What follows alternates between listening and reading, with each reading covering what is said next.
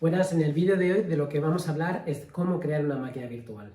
En los vídeos previos hemos hablado de cómo organizar los recursos, cómo configurar los discos de una máquina virtual, así como 4 conceptos de red que necesitamos porque nos lo van a pedir durante los pasos de la creación de la máquina virtual, de la Virtual Machine. Así que ahora ya estamos listos para crear nuestra máquina virtual. Este vídeo va a tener 2 partes, como la mayoría de mis vídeos, la parte teórica y la parte práctica.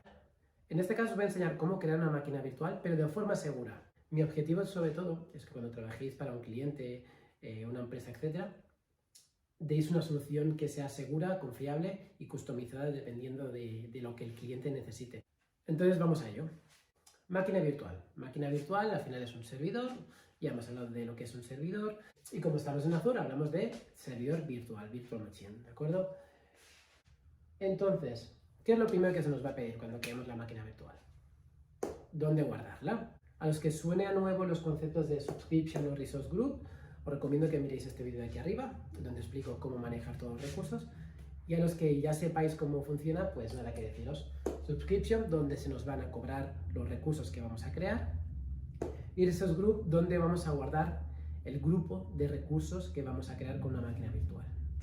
Seguimos. Cuando creemos la máquina virtual, pues de efecto se nos van a crear algunos parámetros, como aquí podéis ver. Y luego, dependiendo de la configuración que seleccionemos durante la creación de la Virtual Machine, se nos van a configurar y crear otro tipo de recursos que también hablaremos. Entonces, vamos por los que vienen por defecto.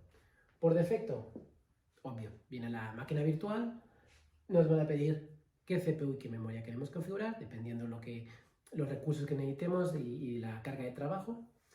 Y la imagen es el sistema operativo. Queremos una distribución Linux, queremos un sistema operativo Windows, Server, etc. Ahí veréis todas las listas y los precios también dependiendo de la CPU y la memoria que elijáis. Luego lo veréis también en la parte práctica. Segunda cosa que nos van a pedir, los discos. Discos también, para los que no hayáis visto el vídeo de discos, os lo recomiendo porque explico también qué puntos a tener en cuenta a la hora de elegir el disco. Y pues vamos a elegir el disco que viene por defecto, ¿no? Lo que sería el Local System toda la vida. Y luego podemos añadir más. Si queremos tener discos secundarios, pues aquí podemos añadirlos. Y la tarjeta de red. Tarjeta de red es la Network Interface virtual, que sería como tenemos en nuestros ordenadores o portátiles, donde conectamos nuestro cable Ethernet. Ahí tenemos el recurso que nos permite la conexión a Internet. Pues estos serían los recursos que vienen por defecto y lo veréis ahora durante la creación de la Virtual Machine. Luego, configuraciones aparte. Nos van a decir si queremos configurar una pública IP o solo configurar una interna, ¿no?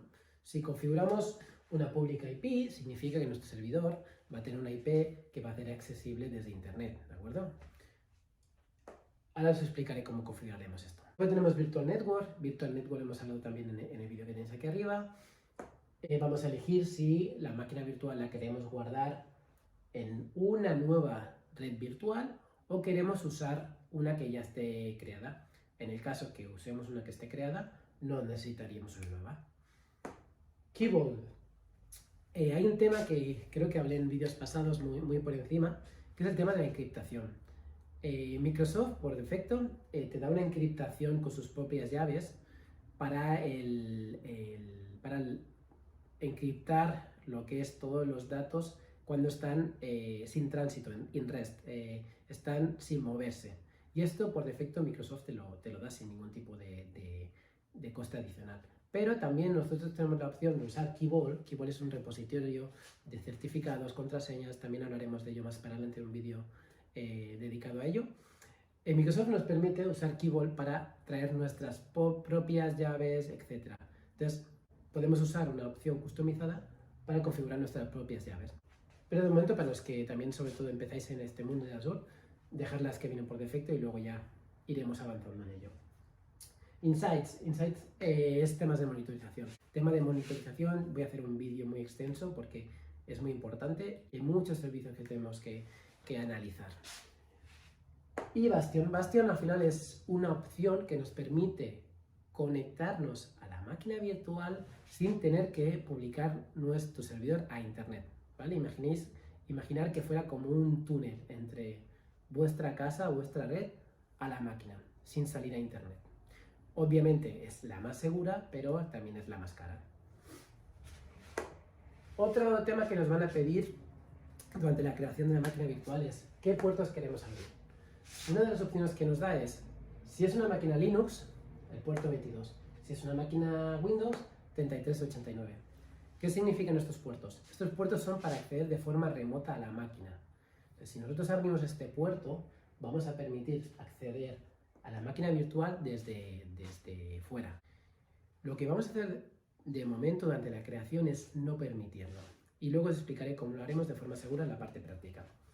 ¿Por qué? Porque si nosotros permitimos este tipo de acceso, ¿por qué? Porque si nosotros permitimos este tipo de acceso sin ningún control, hacemos desde internet a este puerto, cualquiera puede acceder. Si lo hacemos así, estamos poniendo en riesgo la seguridad del servidor y así como la información que pueda estar dentro del mismo. Entonces, de momento vamos a cerrar todo tipo de conexión y luego la vamos a configurar en la parte práctica.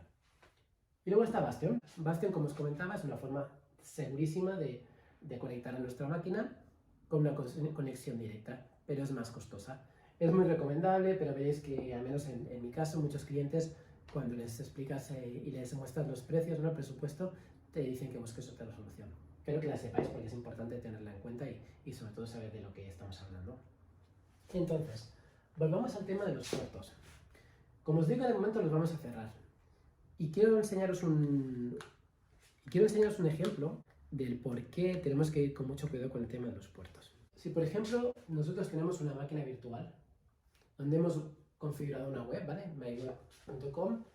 Esta máquina virtual abrimos el puerto 443, que es para conectarnos a la web de forma segura, y la gente se conecta a la web por este puerto, ¿no? HTTPS, que es el que equivale al puerto 443, se conectan con ordenadores, se conectan con portátiles, etc. Y no hay problema, se conectan a la web. ¿Qué es lo que pasa? Que hay un ataque, un ciberataque muy conocido, que se llama DOS o DDoS, que significa Denial of Service, que en lo que se basa es en enviar paquetes y peticiones a tu servidor para que caiga o para afectar totalmente al rendimiento. Entonces, lo que intenta hacer la persona que quiera vulnerar o dañar tu servidor va a enviar un montón de peticiones para afectar el rendimiento. Entonces, ¿qué pasará? Que al final esta gente que está conectándose va a tener problemas de lentitud, etcétera, para acceder a la web, o directamente la web estará caída. Con lo cual tendréis una incidencia bastante grave. La diferencia entre los dos es que DOS el ataque es desde un solo origen, y DDoS es que te están enviando los paquetes, las peticiones, etcétera, desde varios orígenes. Esto es interesante, sobre todo si lo buscáis por internet, vais a ver muchas empresas que se han visto afectadas por este tipo de ciberataque. Próximamente voy a hacer un vídeo dedicado a enseñaros cómo proteger vuestros servidores, servicios, etcétera, ethical hacking que se llama, para asegurar que vuestro servidor no tiene vulnerabilidades. Luego está el comando, se me olvidaba, de Nmap. Nmap lo que permite, lo puede ejecutar cualquier persona y permite saber los puertos que están abiertos en un servidor. Entonces es importante, por eso, lo que os decía antes, cerrar todo y luego decir, vale, solo permite las conexiones desde este origen, o por Bastion, o por VPN, etc. Pero de momento cerrarlo para que nadie pueda saber qué puertos tengo abiertos y pueda empezar a atacarme. Finalmente, último paso. Durante la creación de la máquina virtual se nos va a preguntar si nuestro servidor está detrás de un balanceador o de un application gateway. ¿Qué significa esto? Os voy a dar una pincelada porque hablaremos en un vídeo aparte porque es muy extenso este tema. Pero balanceador básicamente es cuando un usuario o múltiples usuarios se quieren conectar a una web que tú tienes configurada en una máquina virtual. El balanceador lo que te va a hacer es decir, oye, a partir de reglas que tú configures, es decir, si este servidor, el primero, tiene un 70% de uso de su CPU y memoria, pues envíame las nuevas peticiones a un segundo. Con lo cual puedes balancear la carga de trabajo. Y también te da la opción de que si, por ejemplo, por algún motivo, este servidor se cae, el primero, el balanceador va a hacer que las nuevas peticiones para acceder a la web vayan al segundo. Con lo cual tienes más alta disponibilidad de tu página web, ¿de acuerdo? Hablaremos más extensamente. Y luego, para los que realmente queráis hacer las cosas bien, cuando configuréis cualquier tipo de servicio, nunca, nunca, nunca lo creéis como frontend. Frontend significa que yo creo el servicio y la gente se conecta directamente a mi servidor, a mi aplicación serverless, etc. ¿Por qué? Porque pueden pasar ese tipo de ataques. ¿Qué es lo que podemos hacer para evitar esto? Pues poner lo que se llama Application Gateway como frontend. Application Gateway es un servicio que nos va a permitir configurar la respuesta a nuestro sitio web. O sea, cuando la gente se conecta en mi web, en vez de ir directamente a la web o una aplicación serverless, va a ir a este servicio. Y luego, este servicio va a decir, me han pedido ir a la página web sergio.com. Pues, mediante reglas, la Application Gateway va a decir, vale, pues esta petición que me ha llegado, la envío a la máquina virtual. Y luego, si yo tengo web Sergio /fotos en otra aplicación o en otro servidor, cuando la Application Gateway reciba web Sergio /fotos, es decir, este caso, esta petición, esta request, me la envías a la aplicación. Con lo cual, estamos, como veis, también distribuyendo, balanceando el trabajo, pero nuestro servidor, nuestra aplicación está como backend, está detrás, no está expuesto a internet. Entonces, si a mí me envían ataques, vale, no hay problema, nunca me vas a tumbar mi página web o mi aplicación, vas a afectar como mucho a la Application Gateway. Y la Application Gateway tiene otras configuraciones de seguridad, como se llama WAF, que eso hablaremos mucho de ello, etcétera, que permite también controlar este tipo de ataques. Pues ya lo tendríamos. Vamos con la parte práctica, donde vamos a crear la máquina virtual teniendo en cuenta todos estos conceptos, puntos de seguridad de los que hemos estado hablando. Pues ya estamos en la parte práctica. Una vez más, una vez logueados en nuestro portal, lo que vamos a hacer es buscar en este caso por Virtual Machines. Y aquí tendremos la opción de crear una nueva máquina virtual. Como veis, hay varias opciones. Explicaremos más adelante las otras opciones que aquí nos aparecen. Y aquí empezaremos a configurar los parámetros de nuestra nueva máquina virtual. Lo primero que nos va a pedir, subscription, pues dónde se nos va a cobrar, grupo de recursos, pues podemos elegir uno que ya exista o crear uno nuevo. Vamos a elegir este de aquí, el DNS. Luego el nombre de la máquina virtual, por ejemplo, yo le voy a llamar SGA Virtual Machine 01. Región, donde queremos guardarla, donde queremos que se aloje nuestra máquina virtual. Y luego tenemos Availability Options. Esta configuración nos permite definir si queremos que nuestro servidor esté en otra región, esté en diferentes zonas, o queremos también que automáticamente distribuya la disponibilidad en caso de fallada de dominios. Entonces, estos tres parámetros hablaremos en un vídeo aparte de todo el tema de alta disponibilidad, redundancia, etcétera, porque es muy largo. Tipo de seguridad, de momento dejarla estándar, hablaremos más adelante también de opciones más avanzadas. Imágenes del sistema operativo. Por defecto os van a salir aquí las que habéis usado recientemente y otras que tienen en el Marketplace. ¿Que queréis una imagen que no está aquí listada? Vais aquí, seleccionad todas las imágenes, todos los sistemas operativos, y aquí os van a salir las diferentes distribuciones. Podemos elegir un Windows Server y aquí nos va a decir qué tipo de versión queremos de Windows Server, lo mismo con Ubuntu, qué distribución queremos, etcétera, etcétera. Seguimos, vamos con la imagen. En mi caso voy a seleccionar una máquina Windows Server 2019. Azure Spot Instance. En este caso vamos a hablar también de esto más adelante, pero simplemente para que lo sepáis, Azure Spot Instance lo que nos permite es cuando Azure tiene algún data center que tiene recursos disponibles y no está usando por lo que sea, porque los tiene asignados a un cliente, pero el cliente, por ejemplo, ha decidido parar sus servidores durante un tiempo. Como esos recursos están disponibles, tú los puedes usar y es a un precio muy, muy económico. Pero claro, dependes mucho de que estos recursos sí están disponibles. Tamaño, como hablamos en la parte teórica, qué tamaño queremos de la máquina virtual, memoria, CPU, el disco que queremos temporal y sus IOPs, etcétera, así como el coste, ¿no? Y luego tenemos VM Size. VM Size nos ayuda mucho porque si por ejemplo nosotros tenemos un cliente que nos dice qué tipo de máquina quiere, en vez de estar diciendo 4 GB de RAM, X de data disk, X CPUs, pues él puede tener una tabla con los diferentes modelos, que son todos estos de aquí, y decir, necesito 5 B4 MS, 3 B2S, y es mucho más fácil que no estar explicando, detallando todo esto cuando podemos usar modelos existentes. Obviamente luego podemos customizarlo y como veis hay diferentes familias que se llama que dependiendo de lo que nosotros necesitemos, lo que el cliente o empresa necesite, son más recomendados, ¿no? Si vemos este por aquí, te dice que es ideal para cargas de trabajo que no necesitan toda la CPU, todo el rendimiento de la CPU continuamente. Pues aquí teníamos un caso, ¿no? Y aquí tenemos varios. Podéis ir viendo y veréis que hay diferente tipo de familias. Pues nada, yo dejo esta que viene por defecto, un usuario y una contraseña. Importante, recordaos de guardar el usuario que hayáis definido y la contraseña porque la vamos a editar para conectarnos remotamente. Tema de los puertos.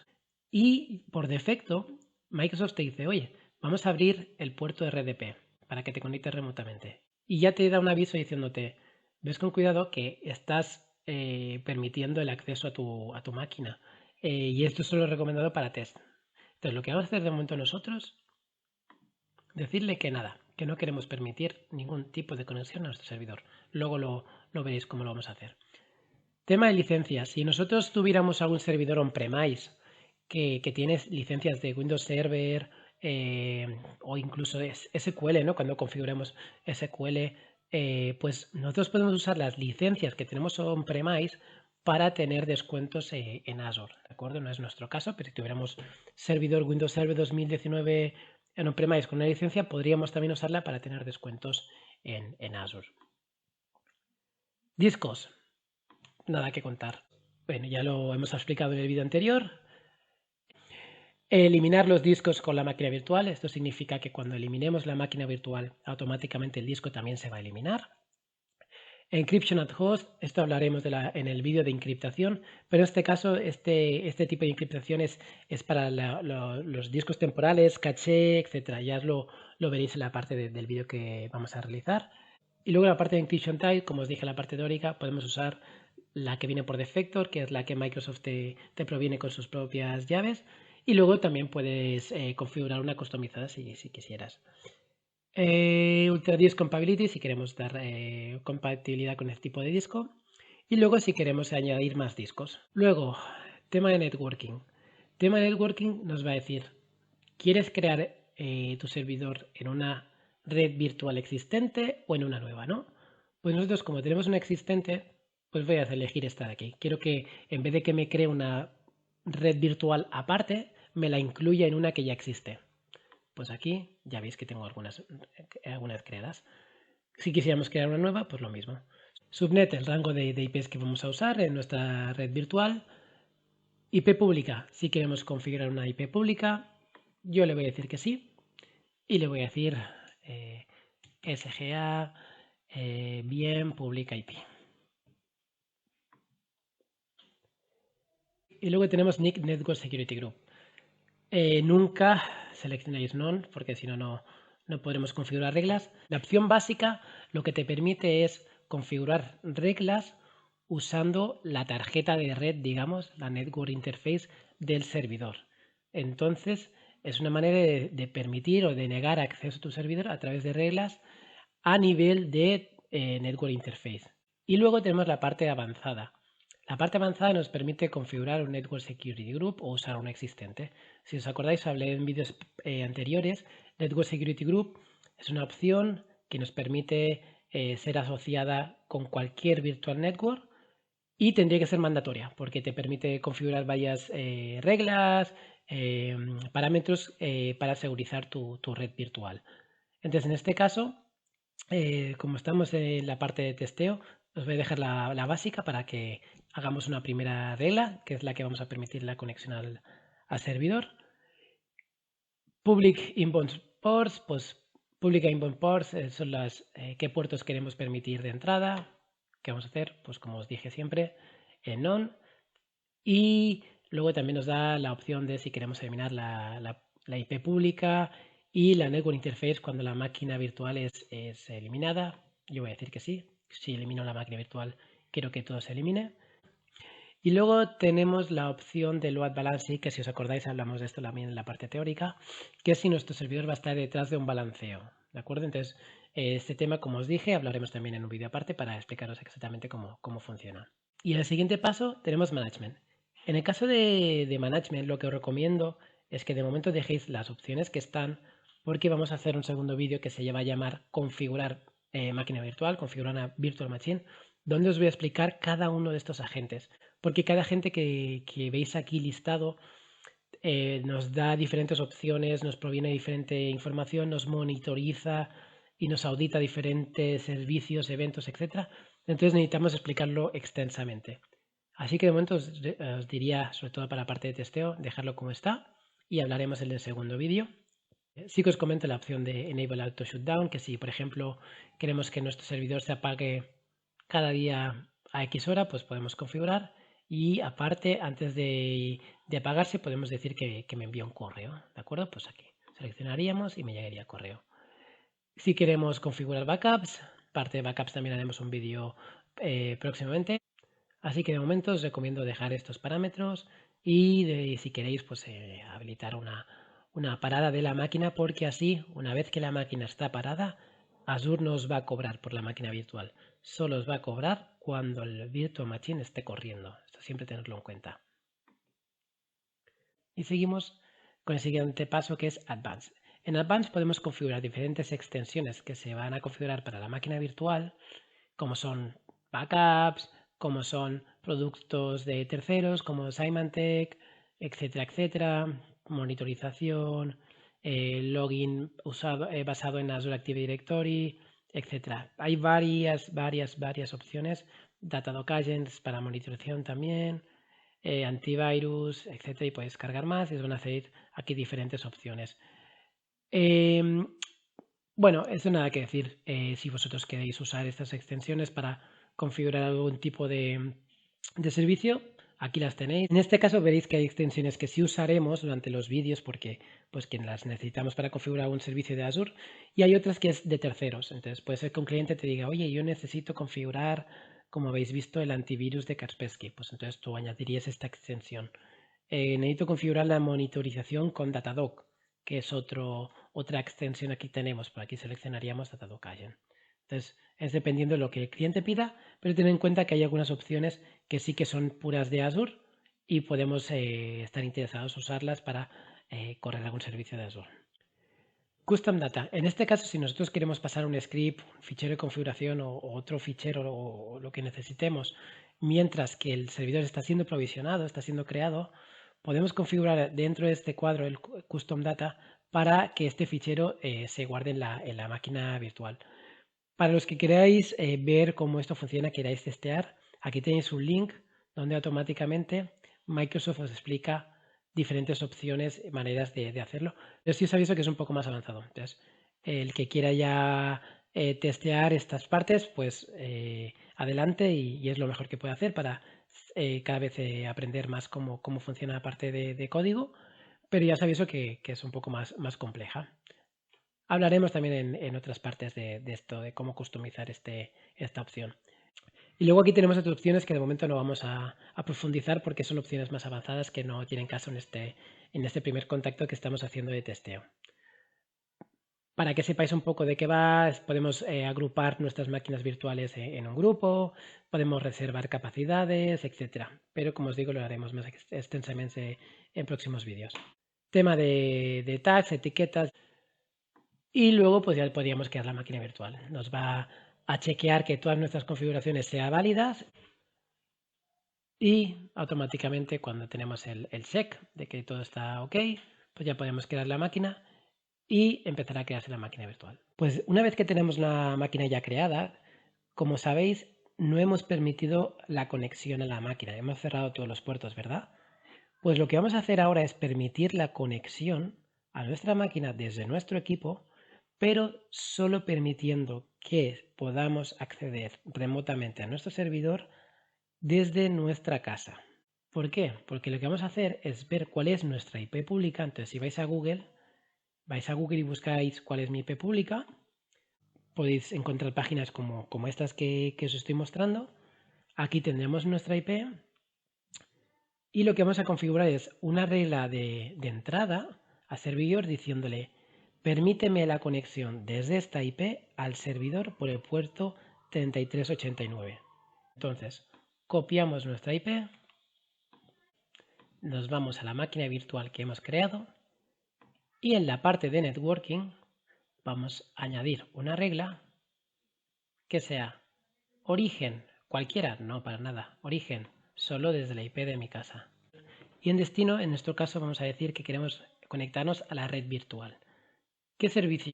El que queremos es conectarnos remotamente. Ya por defecto nos dice que queremos usar el puerto 3389, el protocolo TCP nos lo asigna automáticamente, que es el que aplica a este tipo de puerto, a este tipo de servicio. Acción, en nuestro caso queremos permitir, no denegar, y la prioridad, ¿no? Así como nombre, descripción. Añadimos o guardamos y como vais a ver automáticamente la regla se crea como prioridad 100. Es importante el tema de las prioridades como hablamos porque si nosotros hubiéramos configurado la nueva regla como 65.501 no hubiera funcionado. ¿Por qué? Porque por defecto nos viene esta regla que nos deniega todo tipo de conexión a la máquina. Entonces siempre tiene que estar por encima de la que deniegue si nosotros queremos permitir algún tipo de conexión. Pues ya tenemos la regla creada. Ahora falta testear si realmente vamos a poder conectarnos. En nuestros equipos Windows tenemos una opción que se llama escritorio remoto o Remote Desktop Connection y nos va a permitir conectar a nuestro servidor especificando en este caso la IP pública que hemos hablado antes y el puerto. Pues ya le damos a conectar y ya nos va a permitir conectar.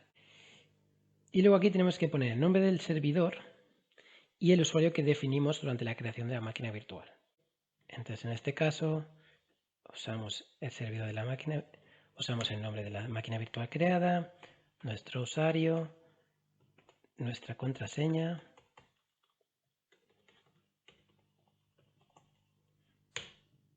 y ya vamos a poder conectarnos. Le damos que sí.